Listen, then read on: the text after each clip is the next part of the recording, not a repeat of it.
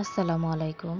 তো আমি দেখিয়েছিলাম ২-৩ দিন আগে একটা ভিডিও ছেড়েছিলাম যে একটা কাকের বাচ্চা ডিম থেকে বের হয়ে গিয়েছে উপর থেকে পড়ার কারণে। তো বাচ্চাটা খুবই নড়াচড়া করছিল, দেখে খুবই আফসোস হচ্ছিল যে আসলে ওর জীবনটা বাঁচলো না উপর থেকে পড়ার কারণে। যদি ডিমটা ভালো থাকতো তাহলে আমি কবুতরের ডিমের সাথে ফুটাতে পারতাম হয়তো। আমার ইনকিউবেটর নেই। তো আমি কি করেছি, যেহেতু কাক ৩টা ডিম পাড়ে, তো আমি আর ২টা ডিম কবুতরকে দিয়ে দিয়েছিলাম। কিন্তু একটা দুঃখের বিষয় হলো, আমি জানতাম না যে কাক যে ৩টা ডিম পাড়ে, কিন্তু কবুতর তো ২টাই ডিম পাড়ে।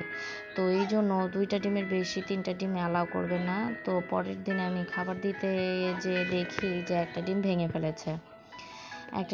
ফেলেছে। খুবই দুঃখ হচ্ছিল আমার যে আমি কিভাবে ভাষায় প্রকাশ করব আমার দুঃখটা। আমি মনে করেছিলাম যে কবুতর দিয়ে ডিম ফোটানোর পরে হয়তো আবার নতুন করে বাচ্চাটা বাঁচতে পারবে। তো এটাই মনে করেছিলাম। এখন দেখি যে এটা সম্ভব হলো না। তারপরও একটু ভালো লাগছিল যে একটা হলেও ডিম এখনও আছে। তো ওইটা দেখে কি হয়। কিন্তু দুঃখের বিষয়, পরের দিন যেয়ে দেখি ওটাও, ভাই দেখেন, ৪ দিন যদি ও তা দিল ডিমে, তারপর ও কীভাবে ভেঙে ফেললো বলেন তো? এটা একটা কাজ করছে।